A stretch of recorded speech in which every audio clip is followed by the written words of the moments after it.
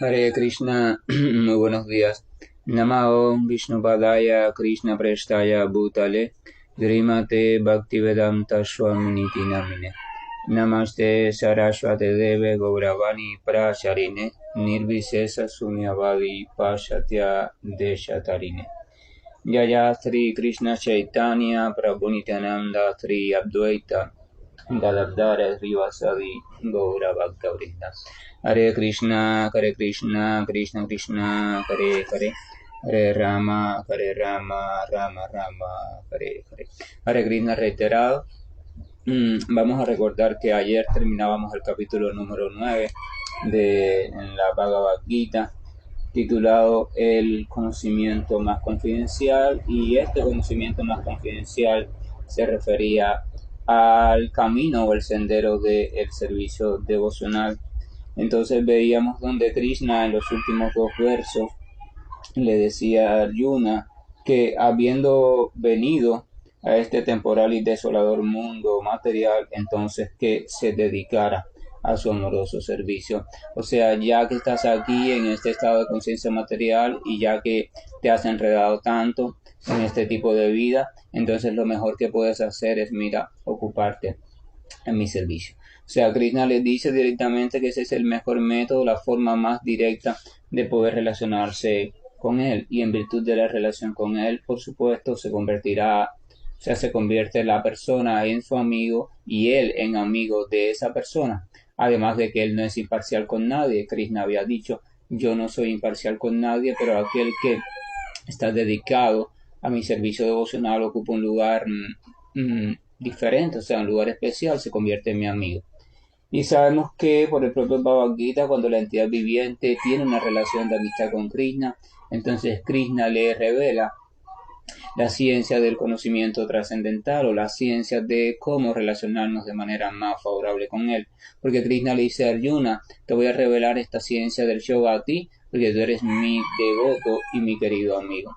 Entonces al final del capítulo 9, Krishna explicaba a Arjuna las características básicas de ese entregarse al Señor Supremo. O sea, le decía, siempre ocupa la mente en pensar en mí, vuélvete devoto mío, ofréceme reverencias y adórame a mí,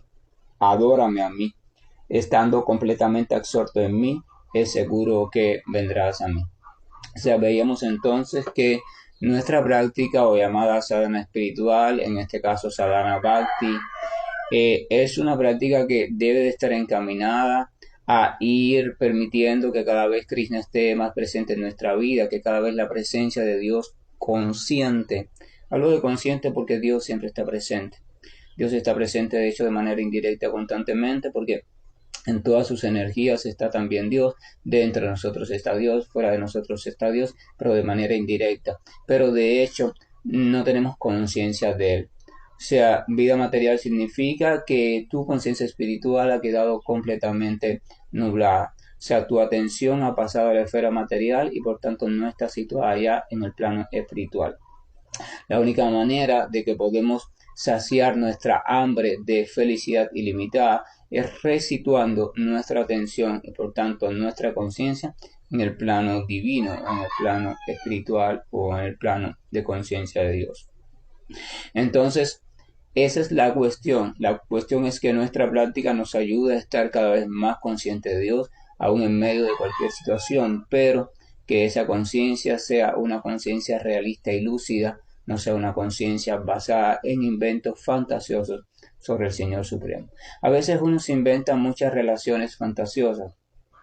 Sobre todo hay tipos de personalidades o personas que sienten cierta atracción física por otra persona y entonces como tienen quizás cierta timidez o limitación en expresárselo, a veces se inventan en su mente o comentan entre su familia y sus amigos que no, que tiene una relación de noviazgo con fulano o con fulana. Realmente esa relación no existe, solo existe en su mente porque la otra persona ni siquiera ha conversado con ella y entonces, pero existe en su mente. Entonces a veces nuestra relación con Dios es una relación fantasiosa. O sea, realmente no estamos relacionados con Dios desde el punto de vista consciente, no tenemos una relación viva con Él, pero sin embargo en nuestra mente sí pensamos que sí. Entonces la relación con Dios tienes que dar señales, no señales inventadas ni creadas, sino que va dando señales. Aquel que se relaciona con Dios cada vez está pensando más en Dios, cada vez está rindiéndole más reverencia a Dios internamente en su corazón, cada vez está pasando más tiempo agradeciendo a Dios, cada vez está sintiendo más deseo o atracción por escuchar hablar sobre Dios, por conocer sobre Dios. O sea, son señales, además de las buenas cualidades que se van revelando en su personalidad. La relación con Dios, cuando es una relación real, creciente y es bien llevada, entonces lo querramos o no, va transformando toda nuestra personalidad. O sea, nuestra personalidad como ser humano, nuestras programaciones mentales, nuestras tendencias, gustos, preferencias, nuestros temores, nuestra forma de responder a las situaciones, todo se va transformando. Por tanto, y además quiere decir que relación con Dios real, una relación real con Dios, una relación favorable con Dios, inevitablemente te va, como dicen las escrituras cristianas, te va haciendo una nueva persona. O sea, va muriendo el hombre viejo, o sea, la persona vieja, y va naciendo un hombre nuevo con nuevas vestiduras. Esas vestiduras significa cualidades o una persona con nuevas cualidades. Incluso la persona puede ir logrando aquello que no logró durante 20 años, que estaba intentando transformar tal característica de ella, se transforma en virtud de entregarse a una relación o al cultivo de una relación.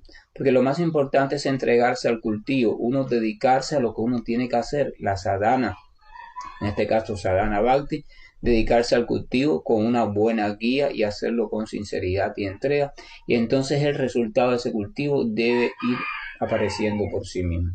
Uno no debe buscar el resultado, uno no debe buscar el triunfo, uno no debe centrarse en dar en el blanco, uno debe centrarse en hacer el lanzamiento de la flecha de la mejor manera posible. O sea, usted debe centrarse en su actividad, como dice Krishna en el capítulo 3 y 5 relacionado al Karma Yoga.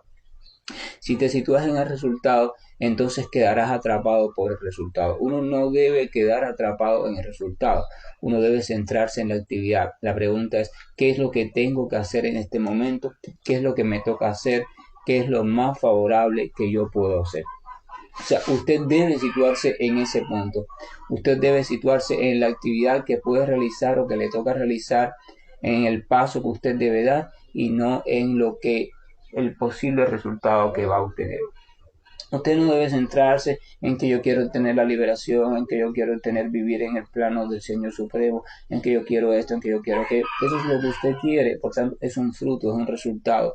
Y ese resultado es, como la palabra lo dice, el resultado de todo un proceso. Pero usted no puede construir el resultado. Usted se lo puede inventar en su mente con su fantasía, pero no lo puede construir. Y si se lo inventa, eso es fatal. Pero bueno, es su decisión. Por tanto, como usted no puede construir el resultado, usted pierde tiempo al estar solamente pensando en el resultado. Usted lo que tiene que preguntarse es cómo, cuál es el proceso que yo puedo echar a andar, el proceso que yo puedo perfeccionar para su debido tiempo, si así se permite, surja un resultado determinado. Y entonces usted se ocupa en el proceso, usted se ocupa en la actividad, usted se ocupa en la actividad, usted se entrega a la actividad hasta el punto que se olvida incluso del resultado. Ya usted no quiere ningún resultado, usted se va enamorando de la actividad.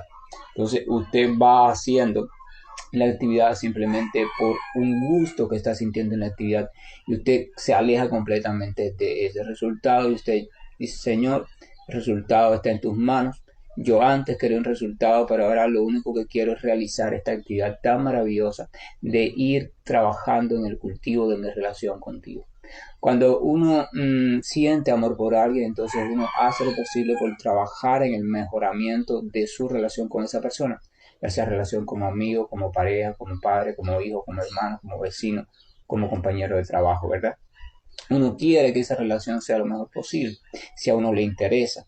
Pero en esa medida que uno va trabajando en esa relación, uno se va a ir transformando, porque la única manera de que una relación se transforme es que uno se transforme. O sea, los que están en la relación se vayan transformando.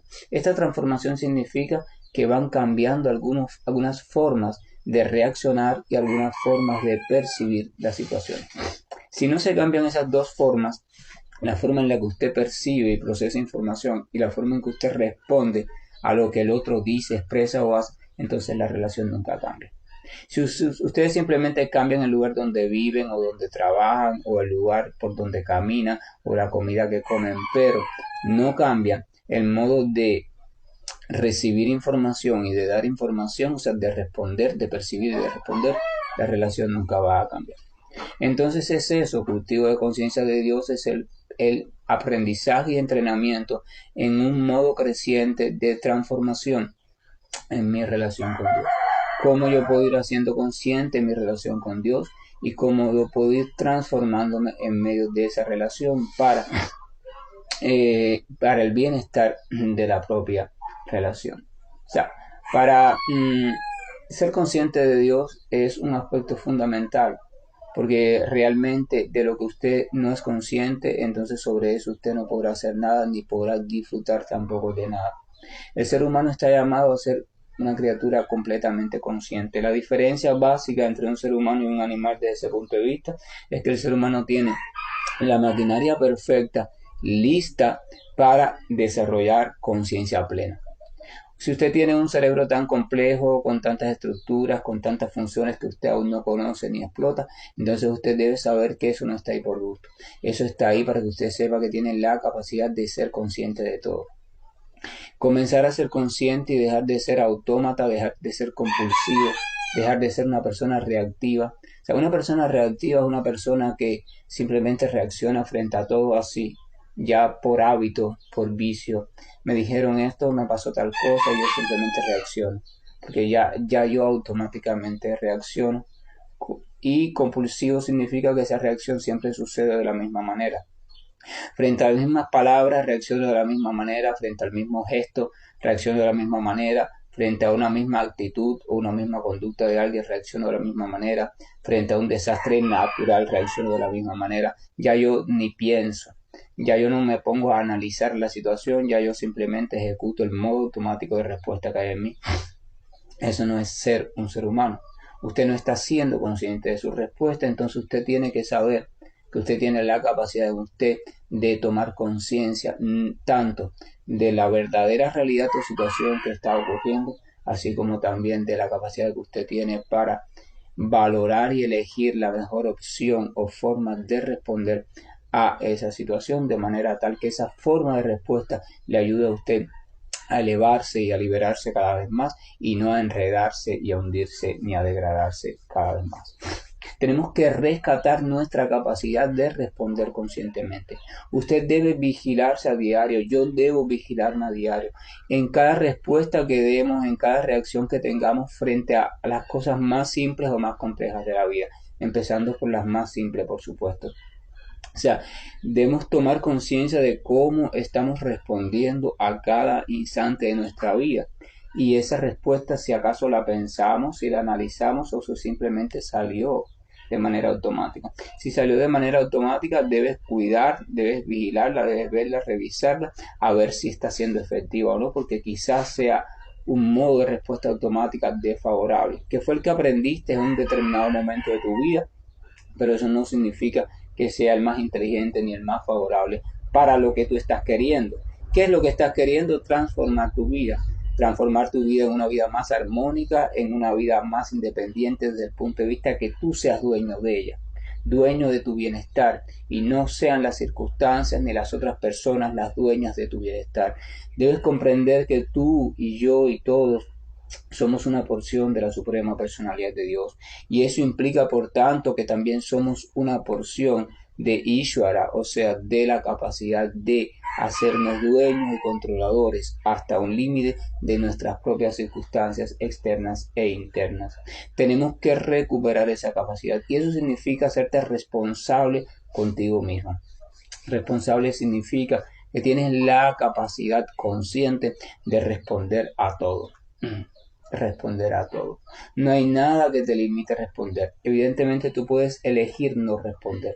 Tú puedes elegir hacerte no responsable de algo. O sea, frente a algo creer que no tienes la capacidad para responder y simplemente dejas que las cosas automáticas salgan. Así hacen los animales, Así hacen las células. O sea, usted toca una célula, una muestra de tejido debajo del microscopio, usted la estimula y ella simplemente se mueve, se transforma, da una respuesta automática guiada por simplemente cosas bioquímicas y a veces por algún impulso eléctrico muy primitivo. Pero ella no tiene otra forma de responder. O sea, su constitución, su maquinaria es compleja, pero no es tan compleja como para desarrollar conciencia. Ella está en un estado de ignorancia total y por tanto no puede tener conciencia de elegir en qué manera responder. A veces las personas hablan de libertad y las personas dicen, bueno, cuando ya yo no tengo responsabilidad, cuando yo no soy responsable de nada ni de mí mismo, estoy en completa libertad. Pero libertad significa que usted tiene la capacidad de darse cuenta que tiene varias opciones y escoge con libertad la que usted considera la más inteligente. Si usted no tiene la capacidad de percibir que tiene varias opciones, porque usted responde siempre de manera automática, como siempre lo ha hecho, por la cuestión que sea, entonces usted debe saber que usted no es libre, porque ¿cómo va a ser libre si no tiene opciones entre las cuales elegir? Si usted simplemente responde bajo el impulso de la ira, de la tristeza, de la frustración, de la violencia, así automáticamente de la baja autoestima, del temor, usted simplemente responde así porque lo aprendió, porque lo desarrolló, porque así tiene que ser en su familia, porque así es en su cultura, porque así es en su país, usted debe saber que usted no está practicando ni ejercitando su libertad. Por tanto, esa libertad es necesaria porque el Señor Supremo es libre en plenitud y nosotros entonces como porciones de Él tenemos un también por ciento de libertad y tenemos que ejercitarla. Cuando ejercemos esa capacidad de libertad, a eso se llama liberación. Y cuando recuperamos esa libertad, entonces podemos elegir voluntariamente actuar y responder a las situaciones de manera tal que yo, o sea, mi conciencia vaya evolucionando hacia el estado de conciencia de Dios o el estado de conciencia perfecto en el cual voy a ser en plenitud y a desarrollar en plenitud todas mis potencialidades. Pero cuando no descubrimos o no redescubrimos nuestra capacidad siempre presente de responder a las situaciones de la forma más favorable posible. Si esa forma más favorable usted no la conoce, pero entonces usted se da cuenta que está respondiendo de forma desfavorable, usted se traza como objetivo aprender una forma más favorable. Pero usted está usando su libertad, usted está diciendo, usted está tomando acción con respecto a una limitación que usted ha comprendido que habita en usted.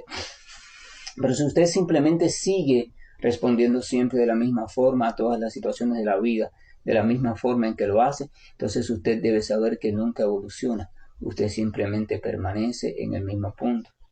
Porque si usted siempre toma el mismo camino, usted va a llegar siempre al mismo lugar o siempre al mismo destino.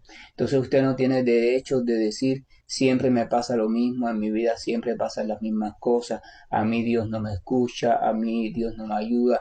No. La ayuda de Dios, la escucha de Dios está ahí constantemente, constantemente, pero usted en su libre albedrío está insistiendo de manera consciente o no consciente en repetir siempre los mismos patrones de conducta, de comportamiento o de procesamiento mental. Por eso Wayne Dyer hace ya muchos años, escribió su libro Tus zonas erróneas, porque él se dio cuenta que había patrones mentales en él de funcionamiento de pensamiento que eran erróneos. Erróneo significa que no tenían una base inteligente y que lo llevaban a un resultado desastroso o poco favorable. La pregunta es, ¿qué quieres para tu vida realmente? Dime con sinceridad. ¿Quieres una vida desastrosa? ¿Quieres una vida desfavorable? ¿Quieres una vida de sufrimiento? Evidentemente no, ¿verdad? Siempre quieres para tu vida, se supone que quieres para tu vida una vida tranquila, de prosperidad, de amor, de igualdad, de bienestar, de cambio favorable y de evolución constante. Eso es lo que quieres para tu vida. Entonces, si quieres eso para tu vida, se supone que si descubres algo de pronto en tu vida, que algo que ha sido construido por ti y que tú estás realizando, pero que no está trayendo eso que tú andas buscando, entonces lo más inteligente se supone que tú desees cambiarlo. Entonces cuando tú detectas un pensamiento erróneo en ti o una forma errónea o poco favorable de responder a las situaciones, entonces se supone que lo que tú quieras sea transformarlo, ¿verdad? Si tú no quieres transformarlo y quieres seguir respondiendo así, bueno, claro, hay muchas personas que van a decir, pero es que yo no puedo, lo he intentado, pero no lo logro. Pero realmente cuando escudriñamos muchas veces nos vamos a dar cuenta que esa persona también está aferrada a determinadas cosas que por un motivo u otro no quiere soltar. O sea, en el fondo también tenemos que no quiere en lo más profundo de sí dejar de responder de esa manera, porque entonces estaría traicionando su personalidad famosa, o el recuerdo de sus padres, o el recuerdo no sé qué, o la enseñanza que le dio no sé quién, y eso es intrascendente. O sea, todo aquello que usted haya aprendido o haya adquirido, venga de donde venga, el compromiso que usted haya adquirido, sí, si eso no está siendo útil para su bienestar, entonces eso es intrascendente. Y seguir fiel a eso es simplemente actuar como un tonto o como una tonta. Usted tiene que determinar con fuerza y voluntad en su vida. Usted tiene que decidir, yo quiero hacer todo lo posible de manera tal en que yo vaya experimentando cada vez más bienestar en mi vida. En que mi forma de responder a la vida y a las situaciones sea una forma cada vez más liberada en concordancia con la relación e inteligencia del Señor Supremo. La capacidad está en nosotros, siempre está en nosotros, pero nosotros estamos cerrados a esa capacidad. O sea, no es Dios el que nos está poniendo limitaciones. Las limitaciones nos las estamos poniendo nosotros mismos con cientos de argumentos. Todos son válidos para la mente de cada cual, pero ninguno es válido desde el punto de vista del conocimiento. Todo argumento que simplemente te sirve para mantenerte en un tipo de funcionamiento que te limita del bienestar, que te hace perder la capacidad de responder de manera efectiva. Todo argumento, venga de donde venga, que te haga eso, entonces es un argumento que debe ser desechado, porque es un argumento que puedes tenerlo porque eres libre, pero es tonto y es poco inteligente. Todo lo que esté en tu ser interior, en tu casa interior, allí, y esté estorbando el buen desempeño de tus capacidades, debe de ser transformado y, si es posible y necesario, desechado también. Y si te tienes que quedar con tu casa vacía, te quedas con tu casa vacía. Es un sentimiento difícil porque cae en crisis existencial, pero es mejor que no estar lleno de fantasmas en tu casa, porque la casa vacía tiene una gran posibilidad. Por ejemplo, si usted tiene un closet lleno de ropa inservible que no usa, pero ya está lleno, es imposible que usted compre nueva ropa porque no cabe en el closet.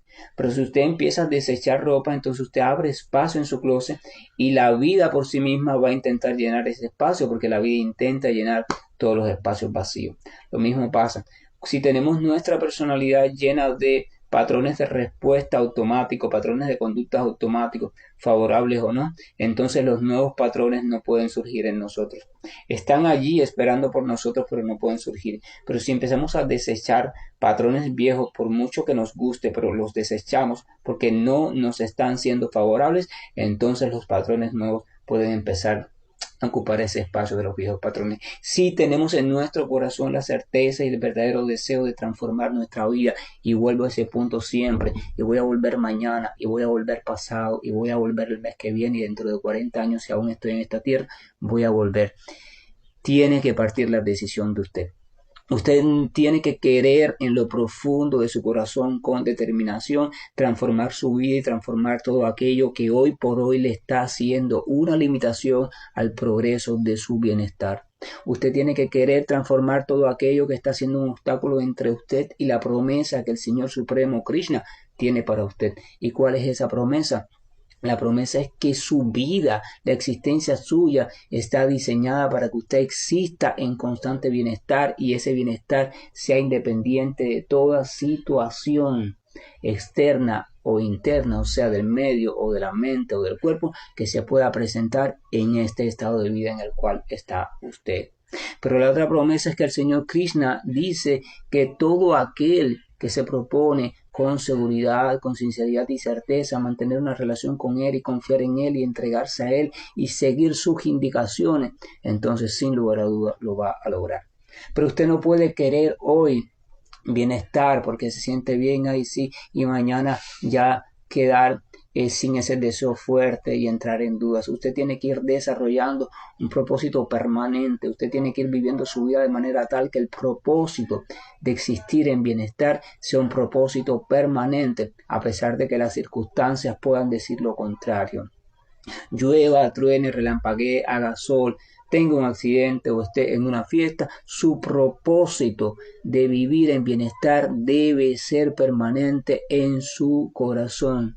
Porque el Señor Supremo es un Señor de bienestar, no es un Señor de malestar.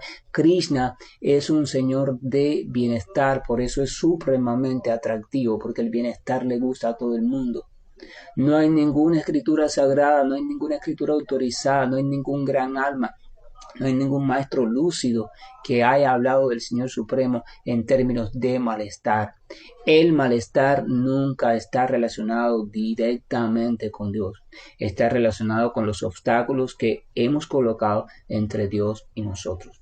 Nadie los ha colocado. El único que está impidiendo tu experiencia de bienestar eres tú. Te parezca duro o no te parezca duro esa frase, eres tú, soy yo. El único que puede impedir y de hecho está impidiendo mi pleno bienestar soy yo. Hablo de experiencia de bienestar interna, no hablo de situación de un tipo o de otro. La situación, si hay frío, hay calor, pero mi experiencia interna es mía. Se supone que si es interna, se supone que es mía, se supone que soy yo el dueño. Y soy yo el que tengo la capacidad para decidir cómo organizarla frente a la situación que sea. Esa capacidad está en todos nosotros, esa capacidad nos la dio Dios porque es parte de Dios y nadie nos la puede limitar, solamente nosotros. La mente no la puede limitar. Lo que hace la mente es darnos argumentos en las programaciones mentales, comportamientos automáticos para que creamos que ya no tenemos esa capacidad, que el bienestar depende de esto, de aquello. El bienestar depende simplemente de que tú redescubras que depende solo de ti. Cuando tú redescubres que el transitar hacia el bienestar de Dios depende solo de tu firme determinación de obtener ese bienestar a pesar de cualquier cosa y que esa capacidad existe siempre en ti, entonces el universo entero, la vida entera, Maya por completo, se va a poner en función tuya, pero sobre todo si eso lo estás haciendo en una firme convicción de que amas al Señor y que el Señor está a tu lado y que nunca te abandona a pesar de cualquier circunstancia. Señor es independiente a todo eso. Si tú tienes esa convicción y junto a eso tienes el propósito de el lograr de tu meta, o sea, el lograr de una vida en bienestar en compañía de Dios, Maya, la energía material ilusoria en todas sus categorías, no va a tener más remedio que ponerse en función de que tú logres eso. Porque el papel de la energía, escúchame bien porque te lo voy a decir ahora, el papel de toda energía es simplemente complacer al energético. Así como Dios es el dueño de todas las energías, tú eres el dueño también de tus propias energías, de tu energía mental, de tu energía intelectual, de tu energía física, de la energía de los sentidos, de la energía vital. Todas esas energías están diseñadas para responder a ti como personalidad original de ti, de lo que hoy conoces como tu vida. Pero tus energías andan descarriadas, cada uno está haciendo lo que le da la gana, en el rumbo y en la forma en que le da la gana, porque tú no tienes propósito definido en coherencia con Dios. Pero una vez tú tengas tu propósito definido, una vez tú descubras que hay una promesa de bienestar para ti, que esa promesa nadie te la puede robar, es tu herencia eterna. Y una vez tú descubras que puedes reclamarla y que quieres gozar de eso, no en un día ni en dos, porque si piensas eso no lo vas a lograr. Es un proceso de transformación porque llevas mucho tiempo olvidando esa promesa. Y te propones recuperar esa capacidad y lo haces y le oras al Señor para que te ayude a cada vez descubrir más esa capacidad en ti, a confiar en ella, entonces todas tus energías no van a tener más remedio que ponerse en función de cumplir tu deseo. Y tu deseo es tu deseo de bienestar en relación con Dios. Ellas lo van a hacer sobre todo porque tu deseo está en relación con Dios. Tenemos que trabajar en ese deseo, tenemos que cuestionarnos hasta qué punto en verdad creemos en que podemos sentirnos bien, que podemos ser felices, que somos herederos de felicidad. Tenemos que preguntarnos eso. Cuando estemos frente a una situación, frente a una circunstancia que un poco nos tenga oscura, que nos tenga en reacciones automáticas, nos tenga en reacciones compulsivas, tenemos que darnos cuenta que estamos reaccionando como perritos entrenados. ¿Entrenados por quién? Por las circunstancias de este siempre cambiando el mundo material, entrenados por nuestros apegos, entrenados por nuestros temores, entrenados por nuestra lujuria, entrenados por los discursos estúpidos de la mente que está toda torcida, entrenados por nuestra inteligencia que está completamente drogada, o sea, no sabe ni lo que dice ni lo que piensa, entrenados por nuestros tantos egos falsos o personajes que también están completamente ciegos, entrenados por la atracción de nuestros sentidos. Somos perritos entrenados por todas esas cosas, cuando debería de ser al revés. Todas esas cosas deben de ser entrenadas por nosotros. La entidad viviente, o sea, usted, yo, tenemos la capacidad de entrenar todas esas cosas. Su mente tiene que comenzar a responder a usted. Su inteligencia tiene que comenzar a responder a usted. Sus sentidos tienen que ser utilizados por usted. Sus egos falsos tienen que ser construidos por usted de manera consciente y convenientemente según la situación. O sea, tiene que ser todo al revés, pero está siendo al revés, entonces el bienestar es imposible. En el capítulo 9, entonces decíamos, el señor Krishna hablaba sobre el sendero del servicio devocional, y ese sendero del servicio devocional transforma las vidas de aquel que lo emprende y de aquel que persevera y lo hace bajo una guía adecuada. Pero ¿qué es devoción? ¿Qué es devoción realmente?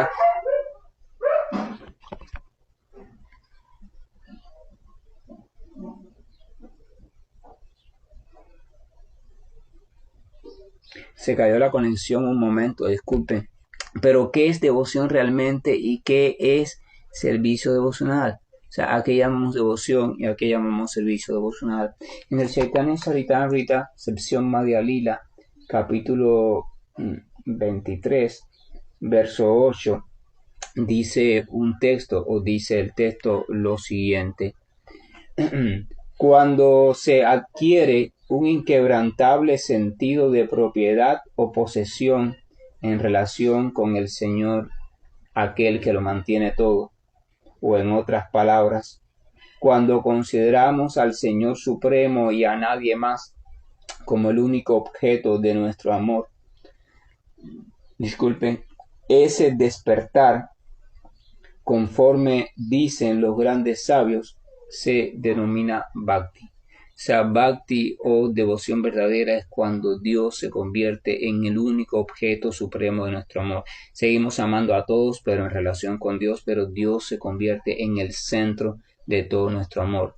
Cuando eso sucede, entonces eso se llama Bhakti. Pero vamos a ver entonces el servicio devocional, las etapas y el proceso del servicio devocional, porque hablamos mucho de servicio devocional de manera general, pero vamos a ver que es un proceso. Vamos a ver ese proceso a grandes rasgos. No vamos a entrar en él, pero a grandes rasgos. Dice lo siguiente. Esto es en el mismo libro, Chaitanya Charitamrita, capítulo 23, la sección Madhya Lila, verso número 14 y 15. Dice, al comienzo tiene que haber fe, indiscutiblemente. Si no hay un granito de fe, si no hay un granito de confianza en mi cualidad como porción del Señor Supremo, en mi cualidad como criatura espiritual, en mi cualidad como que yo soy capaz de transformar mi vida en virtud de la relación con Dios, si no hay un poquito de fe en las promesas de Dios, en las palabras de Dios, si no hay un poquito de fe en que Dios quiere siempre nuestro bienestar, en que Dios es un Dios de amor, en que Dios es un Dios poderoso y sumamente controlador, si no hay ese poquito de fe, entonces evidentemente no podemos cultivar servicio devocional. Entonces por eso dice, al comienzo tiene que haber fe. Entonces aparece poco a poco un interés por relacionarse con devotos puros. O sea, cuando esa fe está, entonces en virtud de esa fe uno desea reunirse o uno se siente atraído a ir a lugares o escuchar o reunirse con personas que sientan también una gran fe y personas que hablen cada vez más o nos expliquen cada vez más sobre eso con lo cual estamos comenzando a relacionarnos.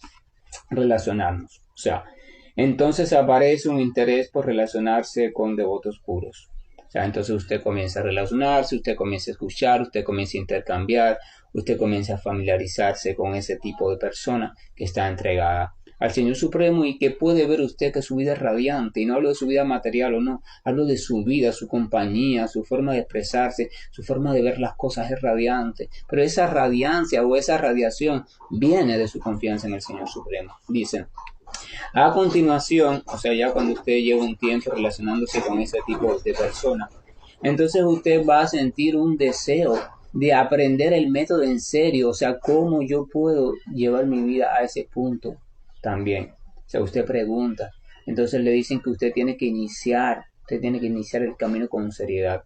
Es lo que llamamos iniciación. O sea, dice, a continuación, a su debido tiempo se recibe la iniciación del guía espiritual. Esto no es de una persona específica. O sea, ya cuando usted está convencido que usted quiere llevar su vida a ese mismo punto, que usted pregunta cómo puedo hacerlo, entonces usted va a buscar una persona que le guíe en ese sentido, se va a asegurar que sea seria, conocedora. O sea, cuando usted esté segura de eso, usted se va a acercar a esa persona, por favor, ayúdame porque yo quiero vivir así, yo quiero obtener eso que veo en usted, ayúdeme a obtenerlo y yo voy a ser lo más obediente posible en cuanto a las indicaciones, voy a tratar de ser humilde, voy a tratar de no ser contradictorio con lo que usted me indique y entonces esa persona, si te acepta, se acepta a ayudarte, que lo va a hacer si tú eres sincero, entonces se convierte en tu guía, en tu maestro. Más allá si hay un ritual o no hay un ritual, o es un monje o no es un monje, no importa. Iniciación significa que alguien asume con seriedad una relación de orientador con respecto a ti en relación al sendero del servicio devocional. Dice, recibe iniciación de un guía espiritual y se comienzan a seguir los principios regulativos conforme a sus órdenes. Entonces esta persona que ha asumido la responsabilidad de ti empieza de manera personal y muy particularizada, a indicarte una práctica. Esta práctica puede que no sea la misma para otra persona porque la práctica espiritual o sadhana tiene que ser personalizada. Cuando la sadhana se orienta de manera general para todo el mundo y todo el mundo realiza la misma sadhana con las mismas especificidades, entonces se debe saber que para unos va a funcionar y para otros no. Porque la sadhana tiene principios básicos, pero su expresión tiene que ser aplicada de manera personal a cada caso. Es como la sadhana es una prescripción médica. Usted no puede mandar el mismo tratamiento a todos los enfermos. Usted tiene que hacer una exploración adecuada, las cualidades, características, síntomas de ese enfermo, patologías anteriores, historia, edad, condición de vida, etcétera, etcétera. Hábitos que presenten esa persona que favorecen la enfermedad, hábitos que no la favorecen. Entonces usted elabora un método específico, un plan de práctica específico de tratamiento para esa persona. La sadhana no es una cuestión de generalización. La sadhana en cualquier camino debería ser una cuestión particularizada y personalizada. Entonces ese guía, después de explorar un poco tu condición, determina cuál es tu posición actual real y elabora una sadhana que se va a ir transformando en el tiempo para usted y usted comienza entonces a seguirla con disciplina. Al principio le va a ser un poco difícil, pesada quizás, pero en la medida que usted se empeñe y lo desea, usted va a ir adquiriendo la habilidad de mantenerse y realizarla. Cuando usted va realizando esa sadhana, se supone que esa sadhana va a estar dirigida a una sola cosa. La sadhana no está diseñada para llegar a Dios, para lograr cosas místicas, para nada. La sadhana no se centra en la meta, la sadhana se centra en aquello que hay que transformar. El único fin de la sadhana es ir transformando o ir zafando todas aquellas ataduras o cadenas que te están limitando desarrollar tu potencial, o sea, el potencial espiritual pleno. La sadhana no se centra en la iluminación, en obtener esto, ni en obtener aquello. La sadhana simplemente se centra en cómo ir trabajando sobre tus limitaciones. Porque cuando tus limitaciones ya no estén, entonces tú automáticamente vas a estar o despertar en el estado original. Lo único que te separa de Dios conscientemente es aquello que te está entorpeciendo, aquello que te tiene atado, que tú mismo has construido vida tras vida. Por tanto, en lo que hay que trabajar es en eso. Dios siempre está allí. Tu capacidad de ser consciente de Dios siempre está allí, la capacidad de amar a Dios siempre está allí, pero tú no puedes acceder a eso, porque estás encerrado en los muros que tú mismo en esta vida y en vidas anteriores has ido construyendo por miles y miles de vidas.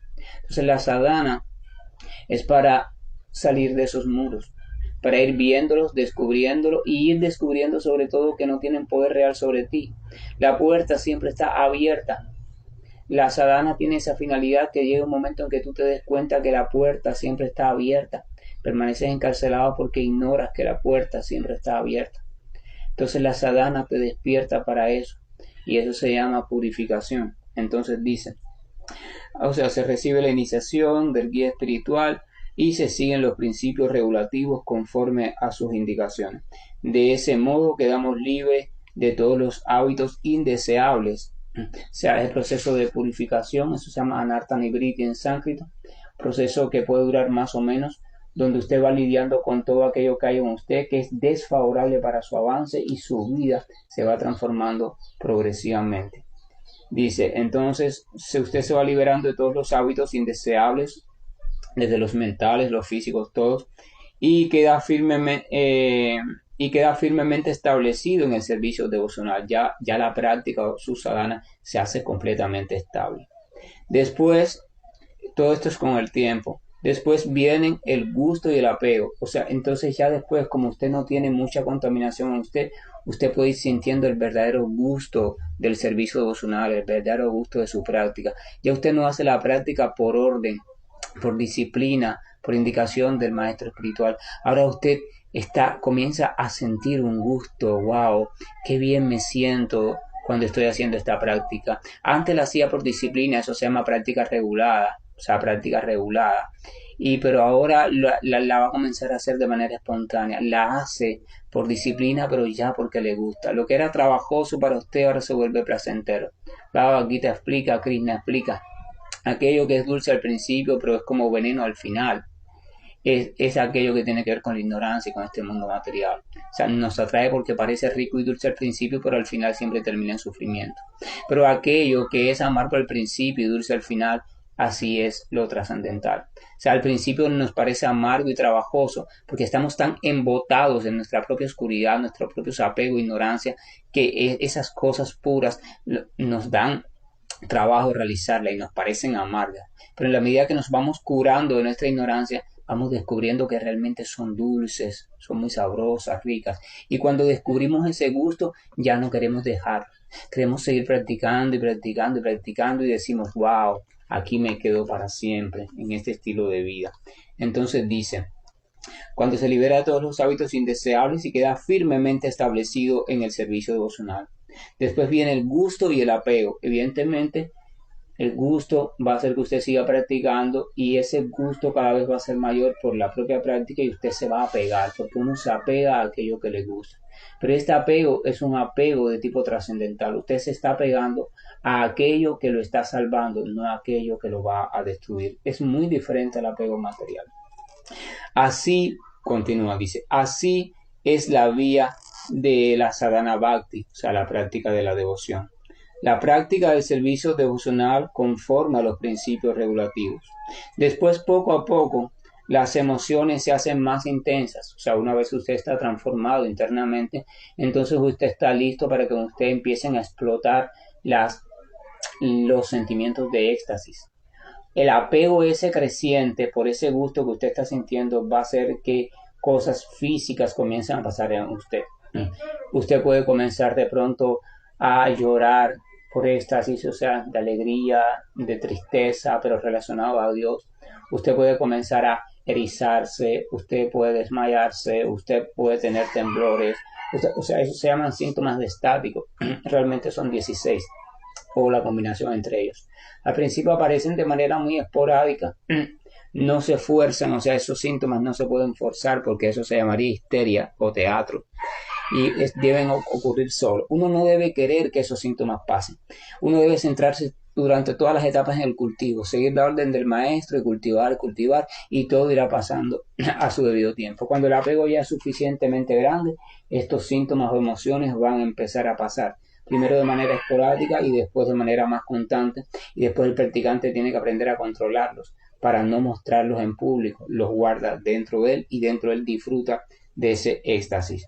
Entonces dice, las emociones se hacen más intensas y por último, a su debido tiempo, surge el amor puro. Este es el crecimiento gradual del amor por Dios para el devoto que aspira a ser consciente de Dios o consciente de Krishna. Más adelante dice, solo entre devotos puede hablarse adecuadamente del mensaje espiritual poderoso de Dios y es muy grato de escuchar en tal compañía.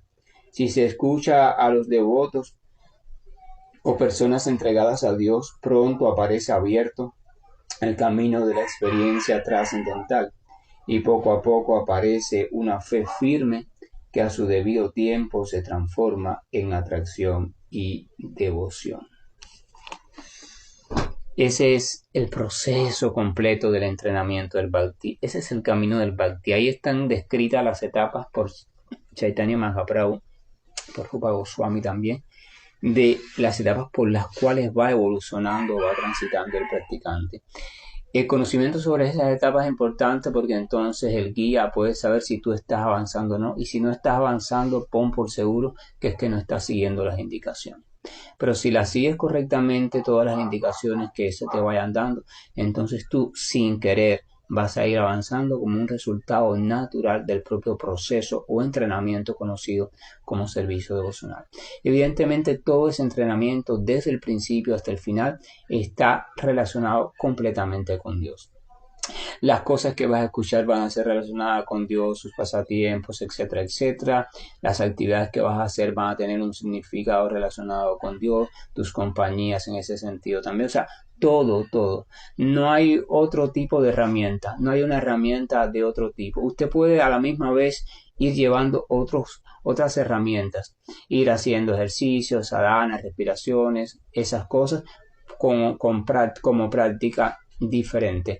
Pero en el camino del Bhakti, como Bhakti en sí, el Bhakti es independiente. O sea, el mismo es suficiente en sí mismo para llevarte desde el estado más hundido hasta el estado más elevado.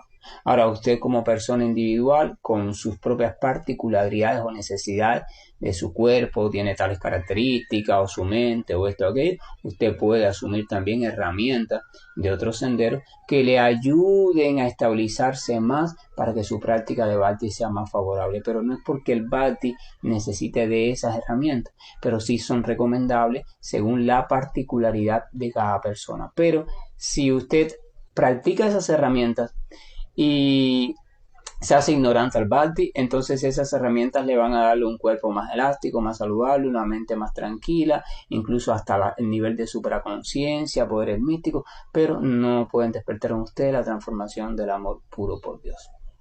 Entonces es bueno, no se rechaza nada, pero simplemente se utiliza todo, pero se mantiene la prioridad de lo fundamental. Eso queda para reflexión. Mañana, si Dios permite, porque todo es si Dios permite, comenzaremos el capítulo número 10 de la Bhagavad Gita, donde Krishna va a explicar un conocimiento más profundo aún del que explicó en el capítulo número 9. Hoy tengan un buen día, pero tengan un buen día donde comiencen a reflexionar sobre hasta qué punto yo estoy ejercitando mi capacidad siempre presente de responder con libertad de la mejor manera posible a las circunstancias de mi vida, sea cual sea, ir dejando poco a poco de responder de manera automática y destructiva. Si mi respuesta me trae malestar, entonces una respuesta destructiva, pero si mi tipo de respuesta me trae bienestar, entonces una respuesta constructiva.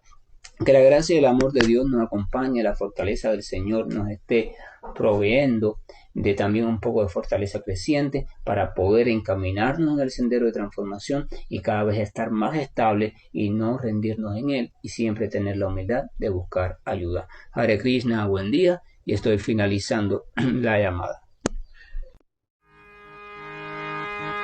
Hare Krishna,